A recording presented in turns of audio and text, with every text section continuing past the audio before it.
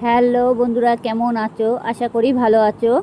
আবার নিয়ে চলে এলাম নতুন রেসিপি, হচ্ছে পাঙাশ মাছের ঝাল। কিভাবে করবেন অতি অবশ্যই দেখে নেবেন। পুরোপুরি ভিডিওটা দেখবেন, টেনে টেনে দেখবেন না, তাহলে কিছুই বুঝতে পারবেন না। যাই হোক, দেখতেই পাচ্ছ এখানে আমি পাঙাশ মাছ নিয়ে নিয়েছি। আর অবশ্য মাছটা ভালোই জ্যান্ত ছিল। অবশ্য দেখতেই পাচ্ছ তেল কত হয়েছে। আর পাঙাশ মাছ খাওয়া ভীষণ উপকারী, যাদের হার্টের সমস্যা আছে তাদের জন্য ব্যাপক উপকারী এই পাঙাশ মাছ। যাই হোক, এখানে আমি পাঙাশ মাছ নিয়ে নিয়েছি। এখানে নিয়ে ভালো করে মাছটাকে ধুয়ে নিয়ে এসেছি। নিয়ে এখন আমি লবণ আর হলুদটাকে ভালো করে মেখে রেখে দেবো কিছুক্ষণের জন্য। লবণ হলুদ দিয়ে দিচ্ছি, এই যে সেই বুঝে লবণ আর হলুদটা দিয়ে দেবে। দিয়ে 2-1 মিনিট মাছটাকে রেখে দেবে। মাছটা টেস্টি হবে, খেতেও স্বাদ হবে আর দ্রুত ভাজা হয়ে যাবে। অনেক সময় মাছটা কিছুক্ষণ লবণ হলুদ মাখিয়ে রেখে দিলে মাছটা বেশি ফুটবে না। আর অনেক সময় দেখা যাচ্ছে মাছটা দিয়ে তার তেলে দিলে তখনই মাছটা একটু ফোটে। আর পাঙাশ মাছ অবশ্যই একটু ফোটে। পাঙাশ মাছ বলো, ট্যাংরা মাছ বলো, যে কোনো মাছ, এগুলো বোয়াল মাছ ফোটে। এবার ফোটা বন্ধ করতে গেলে ঢেকে দিতে হবে। আর অতিরিক্ত দেখবে যখন ফুটছে তখন সে পদ্ধতি আবার পরে আলাদা বলে দেবো। যাই হোক, এখন আমি মাছগুলোকে লবণ হলুদ ভালো করে মাখিয়ে নিচ্ছি। নিয়ে 2-3 মিনিটের জন্য রেখে দেবো মাছটা। রেখে দিয়ে ততক্ষণে আমি কড়াই বসিয়ে দেবো। কড়াইটা আমার ভালো করে অলরেডি গরম করে নেব। কড়াই বসিয়ে দেবো, দিয়ে ভালো করে কড়াইটা অলরেডি গরম করে নেব। এবার আমি মাছটাকে ভালো করে হলুদ মাখিয়ে রেখে দিয়েছি, দিয়ে কড়াই বসিয়ে দিয়েছি। কড়াইটা ভালো করে গরম করতে হবে। অলরেডি একটু আগুন আগুন তাপ দিতে হবে, তাহলে দিলে পরে মাছটা দ্রুত ভাজা হয়ে যাবে। আমার কড়াইটা গরম হয়ে গেছে। এখন আমি তেল দিচ্ছি মাছে। অবশ্যই আমি অল্প করে তেল দিয়েছি। মাছে প্রচুর পরিমাণে তেল ছেড়ে দেয় এই মাছগুলোতে। আর এই পাঙাশ মাছে জানো তো তোমরা সবাই, কে খেয়েছে কে খায়নি জানি না, কিন্তু অনেকে খায় জানে। তারা এভাবে পাঙাশ মাছে কত তেল ছেড়ে দেয়। এটা ছোটো মাছ তাই এই তেল, কিন্তু বড়ো মাছে প্রচুর পরিমাণে তেল হয়। আর পাঙাশ মাছ আমাদের বাড়িতে ভীষণ ভালো খায়। যাই হোক, এখন আমি পাঙাশ মাছটাকে ভাজবো। এবার তেলটাকে আমি গরম করে নিয়েছি। নিয়ে তার ছাইটে কড়ার দিকে ঘুরিয়ে ঘুরিয়ে দেবো। এক এক করে মাছগুলো ছেড়ে দেবো কড়ার মধ্যে। খুন্তি দিয়ে দিয়ে লবণ হলুদ মাখিয়ে রেখেছিলাম। এবার মাছগুলো এক এক করে ছেড়ে দেবো, খুন্তি দিয়ে দেবো। আপনারা চাইলে হাত দিয়েও দিতে পারো। হাত দিয়ে দিলে পরে কী হবে, সেটা হাতে লাগার সম্ভাবনা থেকে যায়। এর জন্য কেউ হাত দিয়ে দেয় না। অনেকে এখন খুন্তি দিয়ে দেওয়াটাই সেটাই জরুরি, হাতে লাগার সম্ভাবনা থাকে না। যাই হোক, মাছগুলো আমি এভাবে পাতিয়ে পাতিয়ে দেবো। আর দেখবে, যদি মনে করবে যে মাছটা ফুটছে বেশি, তাহলে কড়াইতে তেল দিয়ে কাঁচা লবণ একটু তেলের ভিতরে দিয়ে দেবে, তাহলে মাছটা ফুটে গায়ে লাগবে না। বুঝতে পেরেছ? বারবার করে বলছি, কড়াইয়ের ভিতরে তেল দিয়ে একটু লবণ দিয়ে দেবে, দিয়ে তাহলে আর মাছটা গায়ে লাগবে না। সেই বুঝে দেবে যাতে আবার পুড়ে না যায়, তাহলে কিন্তু লবণে পোড়া হয়ে যাবে মাছটা। বুঝতে পেরেছ? যাই হোক, এখন আমি মাছগুলো পাঠিয়ে দিয়েছি। দিয়ে এবার মাছটাকে কিছুক্ষণের জন্য ঢাকা দিয়ে দেবো। এবার ততক্ষণে আমার মাছটা ভাজা হয়ে যাবে। কিছুক্ষণ ঢেকে ঢেকে ভাজতে হবে হালকাভাবে, ফুল করে দেওয়া যাবে না। গ্যাসটাকে বাড়িয়ে দিলে মাছটা পুড়ে যাবে, মাছটা পুরোপুরি ভাজা হবে না। একটু গ্যাসটাকে হালকা কমিয়ে দিতে হবে। তার মধ্যে আমি মশলাগুলো গুছিয়ে নিচ্ছি। গুছিয়ে নেওয়া হয়ে গেল, আমার মশলাগুলো গুছিয়ে কমপ্লিট করে নিয়েছি। এখন আমি থালাটা আগলা করে দেবো। মাছটা দেখতেই পাচ্ছ, আমার মাছটা অলরেডি ভাজা হয়ে গেছে। এবার আমি এটা খুন্তি দেওয়ার আগেই মাছটা উঠে যাচ্ছে। দেখেছো মাছটা কত লাল লাল করে ভাজা হয়ে গেছে। আর এই মাছগুলো যত লাল করে ভাজবে খেতেও কিন্তু খুব স্বাদ হয়। মাছগুলো একদম পুরো, অনেক সময় মাংসর মতো করে রান্না করা যায়, অনেক সময় আবার একটু ঝোল টাইপের ঝাল ঝাল করা যায়। যেভাবে করবে এই মাছটা সেইভাবেই স্বাদ বেশি। বুঝতে পেরেছো? খুব স্বাদ আছে এই মাছটা, না খেলে বুঝতেই পারবে না। যারা খায় তারা জানে, আর যারা না খায় তারা জানে না।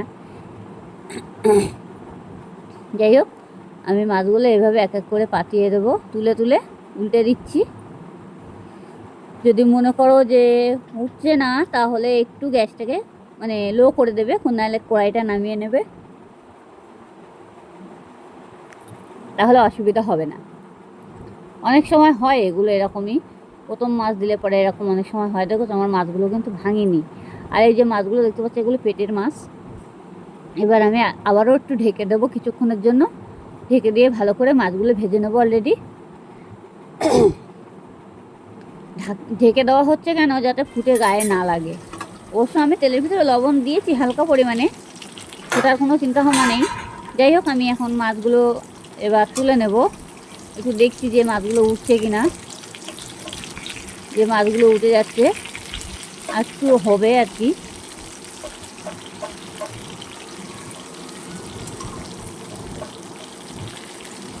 আমি এক এক করে মাছগুলো তুলে নেবো খুন্তি দিয়ে দিয়ে। আমি কিন্তু অল্প তেলে দিয়েছিলাম, তারপর তেলটা কতটা বেশি হয়ে গেছে। যাই হোক, আমি এবার এক এক করে মাছগুলো পুরোপুরি তুলে নিচ্ছি। সেইভাবে তুলে নেবে যাতে গায়ে না লাগে।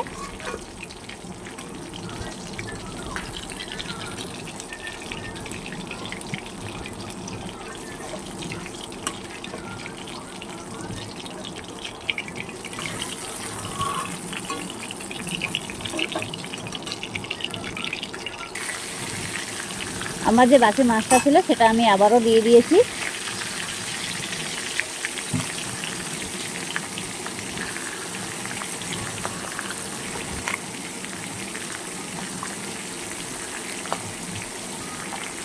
এবার আমি মাছগুলো ভালো করে ভেজে নেব।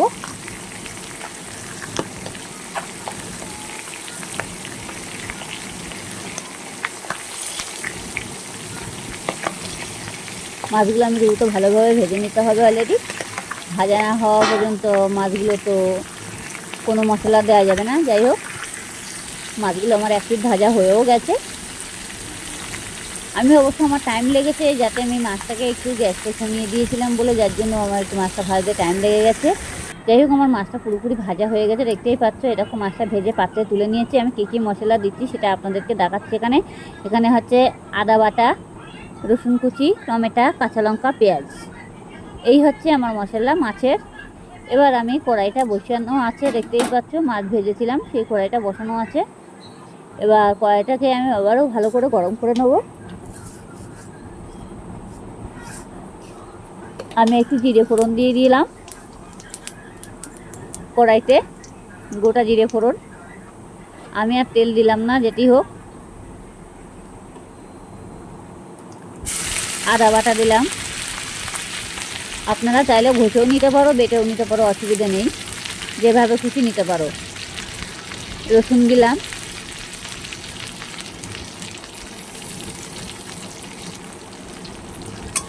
এবার আমি এটাকে ভালো করে একটু নেড়ে নেব। গ্যাসটাকে বাড়িয়ে দিয়েছি, ও সেই সময়টা একটু গ্যাসটা একটু বাড়িয়ে দিতে হবে, তাহলে ভাজাটাও ভালো হবে। লো গ্যাসে করলে পরে তখন এটা কাঁচা গন্ধ ভাবটা লাগবে, তেল কাটা লাগবে, মশলাটা পুরোপুরি ভাজা হবে না লো আছে করলে। যার জন্য আমি আওয়াজটা বাড়িয়ে দিলাম। এবার আদা আর রসুনটা আমি ভালো করে ভেজে নিচ্ছি। লাল লাল অনেকটা হয়েও গেছে, দেখতেই পাচ্ছ।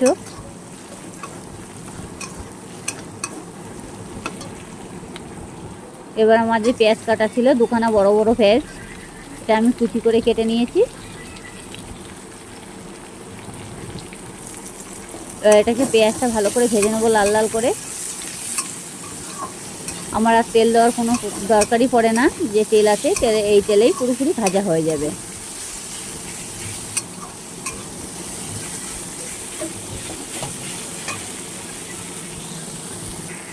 পেঁয়াজটা একটু বেশি দিতে হবে। বড় পেঁয়াজ হলে বড় বড় দেখে দুখানা দেবেন, আর ছোট পেঁয়াজ হলে 4টে দেবেন। এখন আমি একটু জিরের গুঁড়ো দিয়ে দিলাম।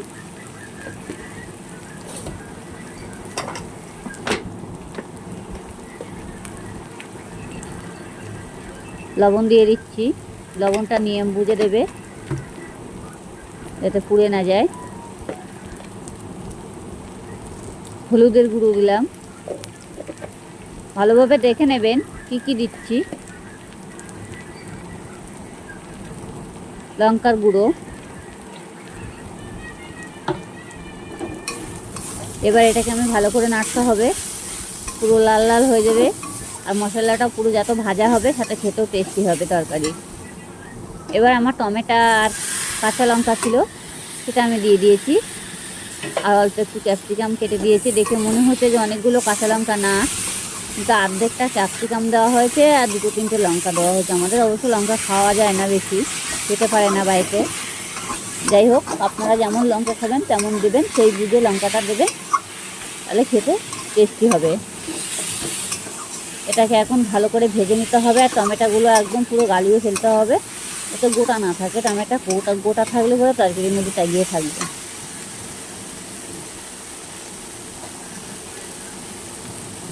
এখন আমি একটু হালকা চিনি নেব, অল্প একটু, এই যে দেখতেই পাচ্ছে। এবার আমি এটার মধ্যে দিয়ে দিলাম।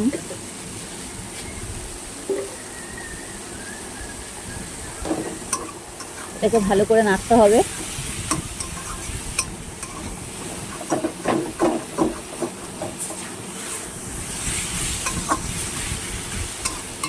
এবার টমেটোগুলো এখন তো অনেকটা গলে গেছে, যে পরিমাণে মানে মোটা মোটা ছিল। এবার আমি একটু গরম মশলা দেব। আপনারা চাইলে গরম মশলা দিতে পারো, না চাইলে না দিতে পারো। অবশ্য মাছের ঝোলে গরম মশলা দিলে পরে তাকে টেস্টটাই অন্যরকম লাগে, খেতেও খুব ভালো লাগে। আগে আমাদের ঘরের লোক পছন্দ করতো না গরম মশলা, এখন একটু মাঝে মাঝে খায়, কিন্তু গরম মশলা দিলে তরকারি মানে টেস্টটাই অন্যরকম লাগে। যাই হোক, একদম আমার মশলাটা পুরো ভাজাও হয়ে গেছে, দেখতেই পাচ্ছ।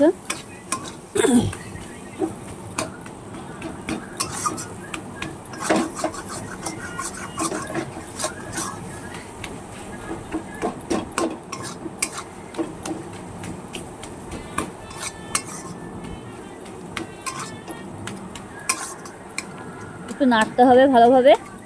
আমি আবারও বলছি, তেলের ওপরে কি কি দিয়েছি সেটা ভালোভাবে দেখে নিয়েছো। এখন আমি জলটা দিয়ে দিচ্ছি। এবার জলটা দিয়ে আপনারা যেটুকু ঝোল রাখবেন সেইটুকু পরিমাণে ঝোল দেবেন। বেশি ঝোল দিয়ে মানে জ্বালানোর কোনো দরকার পড়ে না, যেহেতু মশলা তোমার অলরেডি ভাজা হয়ে গেছে। আর বেশি জল দেবেন না। যেটুকু যদি মনে করবেন একটু ঝোল রাখবে, তাহলে একটু জলটা বেশি দেবেন। না যদি মনে করবেন না মাখা মাখা করবে, তাহলে জলটা কম দেবে। যেতেই হোক, আমি একটু ঝোলটা বেশি রাখবো বলতে কি, একটু ঝোল রাখবো, বেশি ঝোল না, একটু ঝোল রাখবো। একটু ঝোল না রাখলে আমাদের ঘরের লোকে আবার খাওয়া হবে না। যাই হোক, এখন আমি তরকারিতে জল দেওয়া হয়ে গেছে। আমি কি কি মশলা দিয়েছি আমি আবারও বলে দিচ্ছি। পেঁয়াজ আছে, একটু রসুন বাটা, আদা বাটা, ক্যাপসিকাম। এবার আমি ঢেকে দিচ্ছি এটা। ক্যাপসিকাম, একটু টমেটো, এগুলো দিতেই হবে মাছের ঝোলে, কেন এটা পাঙাশ মাছ, আর খেতেও খুব স্বাদ হবে। মানে এত স্বাদই মাছ, না খেলে আপনারা কেউ বুঝতেই পারবেন না। যাই হোক, আমি এখন থালাটা খুলে দেখবো যে আমার ঝোলটা হয়ে গেছে কিনা। ঝোলটা ফুটে গেছে। এবার যে আমার বাকি মাছটা ছিল ভাজা, সেটা এখন আমি ঝোলের ভিতরে দিয়ে দেবো।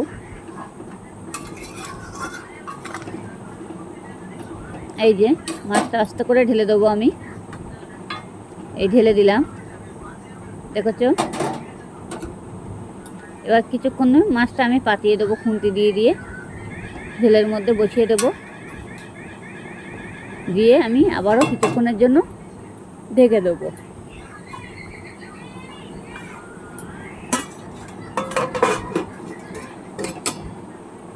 আমি এবার খুলে দেবো আবার। যাই হোক, আমার ঝোলটা অলরেডি হয়েও গেছে, দেখতে পাচ্ছ। একদম ঝোল কত কমে গেছে। একটু ঝোল ঝোল মতো রাখতে হবে, ঝোলটা না রাখলে পরে হবে না। তরকারির কালারটাও মানে সুন্দর এসেছে। এখন আমি নামিয়ে দেবো, একটা পাত্রে ঢেলে নিচ্ছি। ভালো লাগলে লাইক কমেন্ট করতে ভুলবে না, কেমন।